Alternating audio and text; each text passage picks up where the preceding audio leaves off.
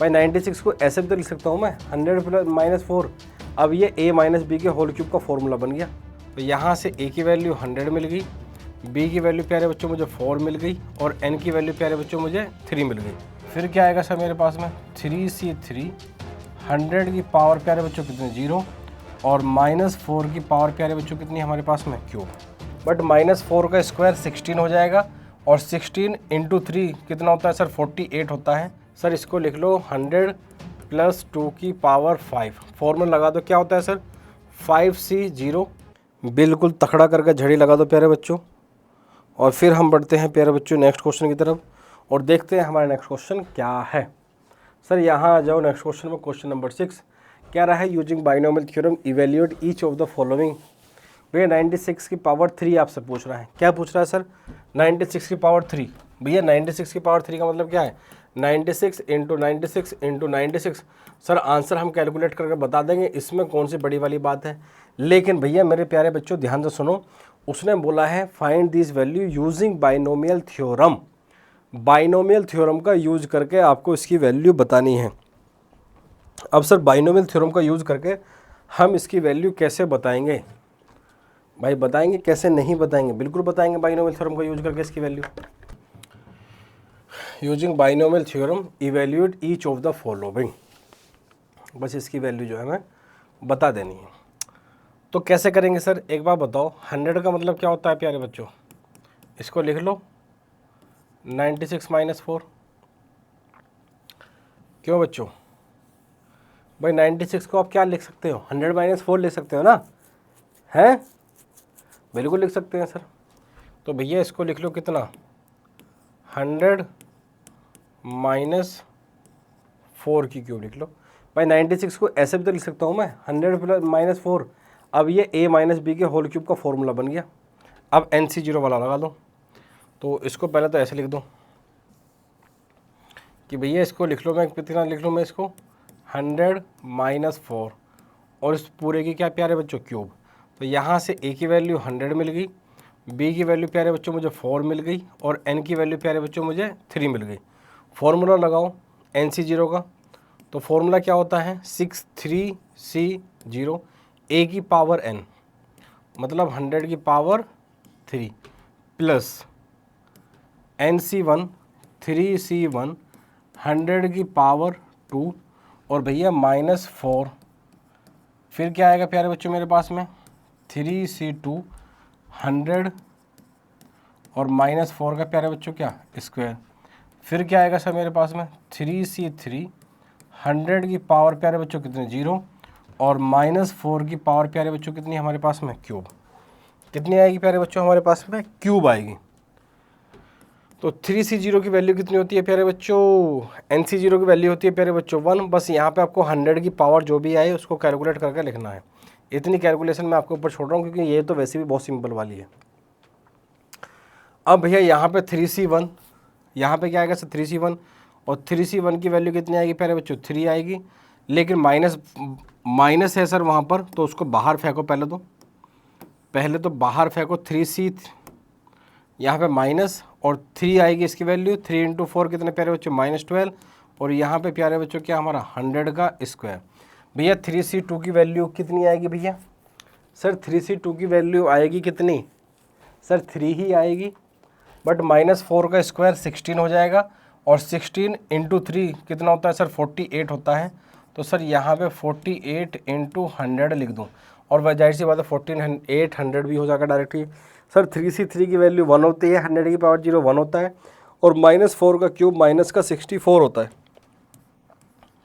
तो बस प्यारे बच्चों थोड़ा सा सिंपल करके इसको लिख लेना, बाकी तो बस क्या ही लिखोगे, इसको ऐसे भी छोड़ दोगे तो भी आपका आंसर गलत नहीं है। अगर आप यहाँ भी छोड़ देते तो तब भी आंसर गलत नहीं है। लेकिन कोशिश करना 100 की पावर 3 लिख दो, 100 की पावर 2 लिख दो, 48 इंटू 100 लिख दो, माइनस का 64। तो जब इस टाइप के क्वेश्चन आपसे आएंगे तो 96 की पावर 3 3 बार मल्टीप्लाई करके अगर आप लिख भी आओगे ना आंसर तो आपको नंबर नहीं मिलेगा, क्योंकि स्पेशली उसने लिखा है क्या कि भैया बाइनोमियल थ्योरम का यूज करके ही आपको इसकी वैल्यू बतानी है, नहीं तो GDBD हो जाएगी। तो मैं अगेन साइड हो जाता हूँ प्यारे बच्चों, इसका स्क्रीनशॉट ले लो और वीडियो को पॉज करके प्यारे बच्चों नोट्स बना लो, क्योंकि जब तक कि आपके नोट्स नहीं बनेंगे तब तक बात बनेगी नहीं। जब तक आप इसके नोट्स नहीं बनाओगे प्यारे बच्चों, जब तक आपकी बात बनेगी नहीं। जब तक आप इसके नोट्स नहीं बनाओगे तब तक आपकी बात नहीं बनेगी। तो इसलिए थोड़ा सा तो प्यारे बच्चों आपको ध्यान रखना पड़ेगा। और इसी के साथ चलते हैं हम नेक्स्ट क्वेश्चन की तरफ और देखते हैं नेक्स्ट क्वेश्चन हमारा क्या है। और देखते हैं प्यारे बच्चों नेक्स्ट क्वेश्चन हमारा क्या है। ये सर 100 की पावर 2 है, तो इसको लिख सकता हूँ सर मैं क्या, सर इसको लिख लो 100 + 2 की पावर 5। फॉर्मूला लगा दो, क्या होता है सर 5c 0, 100 की पावर n 5 b होता ही नहीं। फिर क्या लिखोगे सर 100, सॉरी क्या लिखेंगे सर यहाँ पे हम, भैया यहाँ पे लिख दूंगा कितना मैं 5c 1, 100 की पावर 4 और सर यहाँ पर 2। फिर क्या लिखूँगा प्यारे बच्चों में 5c 2, 100 की पावर 3, सर यहाँ पर 2 का स्क्वायर। सर यहाँ पे लिख दूंगा कितना मैंने 5c 3, 100 का क्या लिखूँगा सर यहाँ पर स्क्वायर और सर यहाँ पर 2 की क्या लिखूँगा क्यूब। सर यहाँ पे क्या लिखूँगा 5c 4, सर यहाँ पे क्या लिखूँगा 100, सर यहाँ पे क्या लिखूँगा 2 की पावर 4 और प्यारे बच्चों यहाँ पे क्या लिखूँगा 5c 5, 100 की पावर कितनी प्यारे बच्चों 0 और भैया 2 की पावर कितनी लिखूँगा 5। फॉर्मूला लिखा हुआ है, एक एक चीज़ बता रखी है मैंने, आपको ध्यान रखना है। बस इसको क्या लिखूँगा सर मैं यहाँ पे 100 की पावर कितनी है मेरे प्यारे बच्चों, मेरी 5 है। 5c 1 की वैल्यू प्यारे बच्चों 1 5 होती है और 5 2 जब प्यारे बच्चों कितना होता है 10 होता है। तो यहाँ पे बन जाएगा 10 × 100 की पावर 4 बन जाएगी। सर 5c 2 की वैल्यू कितनी होती है 10 होती है और 2 का स्क्वायर 4 होता है और 10 की मल्टीप्लाई 4 में करते हैं तो 40 होता है। इसलिए सर ये बन जाएगा कितना 100 की पावर 3 बन जाएगा। सर 5c 3 की वैल्यू भी कितनी होती है 10 होती है और 10 की मल्टीप्लाई 2 2 दूनी 4 दूनी 8 में करते हैं तो सर 80 आता है। तो सर ये 80 × 100 का स्क्वायर बन जाता है। फिर सर 5c 4 बनता है और 5c 4 की वैल्यू कितनी होती है सर 5 होती है और 5 की मल्टीप्लाई 2 दूनी 4 दूनी 8 दूनी 16, 2 दूनी 4 दूनी 8 दूनी 16 करते हैं तो ये भी सर हमारा 80 आता है। लेकिन 80 की मल्टीप्लाई इस बार हमें 100 में करनी है और सर यहाँ पे तो केवल 64 बचेगा, क्योंकि 2 दूनी 4 दूनी 8 दूनी 16 दूनी 32 32 बचेगा। बस मेरे प्यारे बच्चों इसको कुछ नहीं करना, इसको यहीं छोड़ देना है और यही मेरे प्यारे बच्चों आपका आंसर है।